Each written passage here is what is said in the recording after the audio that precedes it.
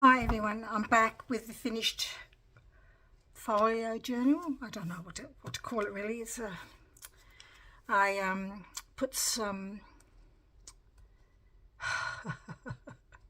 I'm laughing because my mind's gone blank as usual. Eyelets in here, and I've tied it in like I normally do, and I've put some. I was worried because I usually just use standard copy paper for my digitals, and I just didn't think really. So I know what paper to get now for next time when I do something just from digitals. So I put some vellum on the top just to protect the journal a bit. So it looks like that. It's got a, what do you call this kind of closure. This is from Witchcraft You Do. The digitals from Tracy Fox Creative. So here is my flip out. There's just a cover over where I've got the brad for this here, and this is an envelope full of things left over that I didn't use for the person who buys the journal to decorate. When I did the eyelets, I just didn't stop to think about putting it straight through to the journal as well, and it was only when I thought, I didn't. So I just put some normal what do you call these things? What do you call them? These things, reinforcement rings. God, hopeless, can't remember a thing. So just tied the journal up, and just want to make sure this is stuck. It doesn't look stuck. Anyway, I'll check that later. So the journal is there, and it's got this little flip outs here with the envelopes. I just kept the envelopes, trimmed them down to fit them like that. So I might as well just leave them as they are, as a spot to use. And pockets on the back of that one. And there's another little envelope here where you did the same thing here. There's more. I'm not taking all the tags out because they're just all from the kit. So there's that. Just realised I did pull that up to stick it back down again because it wasn't stuck. So just quickly use some double-sided tape.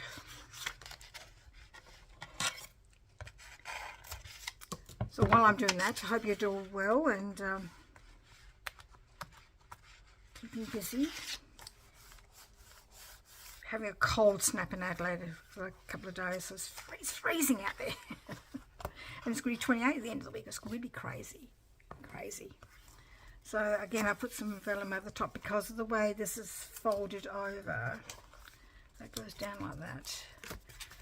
Because the way this is folded over, it just needs to be. I thought I would protect the bit underneath. So I tried to use, I think I showed you before, tried to use things that were related to the same sort of theme.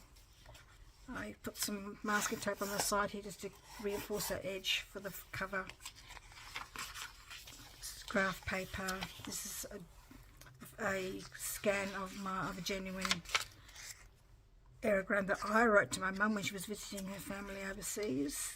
This is from a book I found that had lots of different letterheads for people to practice, and this is the writer's book, which I thought I couldn't remember. I hadn't forgotten I'd had this book, and so I was looking for things, and I come across this. So it's got a dress book and things about this is from a postcard, and this is from a letter, and thought that would be post office related. Got a little tag here. This is from a stamp album that I got from and I've just left it the way it is because it was like that when I bought it. I just left it so it's genuine article. There's something in there, something to write on. There's the middle with this tied in string. I always keep it long just in case the person wants to put things in there.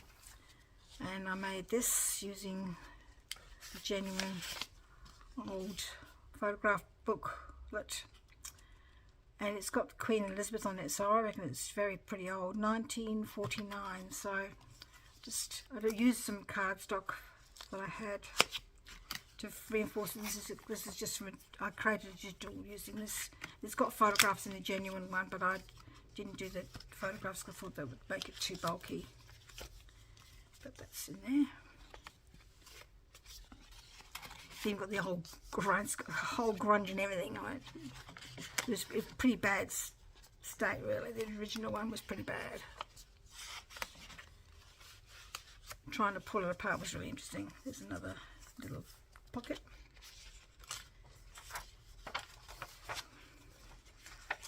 Another thing from that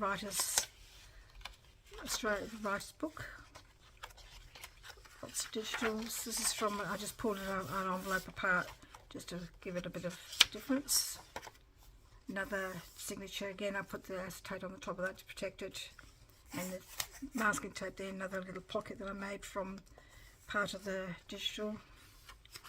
Another envelope. This is another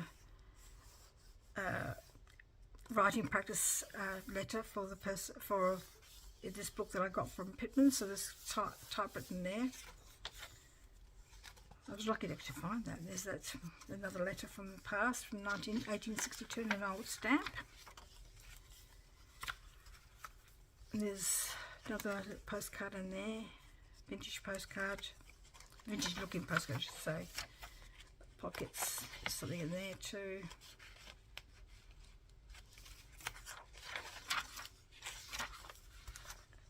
Pocket to add all these things in there. The tall ones have got backing on them, the little ones don't, because I thought just in case the person who owns this journal wants to use the little ones as decoration. More from that book, writer's book. This the back of that letter, more of an envelope, just a little flip out just for nothing, just because. Probably should have put something there really. Anyway, no, that's not my journal. I've forgotten. Then there's this one here. This one here that flips out as well. And there are lots of tags in there, and I showed you how I made that in a previous video. Oh, I have a playlist for this particular, and there's this back as well. I think I might have to put something there and something there because it's coming up. Because it's washi tape. Washi tape tends to rise, even though I put glue on down, it's just still coming up. Anyway, I absolutely loved making this. It was so much fun.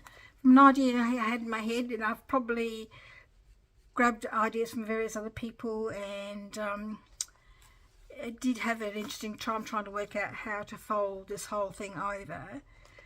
So it's not perfect, but I loved doing it, and I just love this particular digital. So I encourage you to have a go, and it doesn't have to be like I've done it obviously, but it's really fun kit to use. So thank you very much for joining me today, and we'll see you in the next video. Goodbye.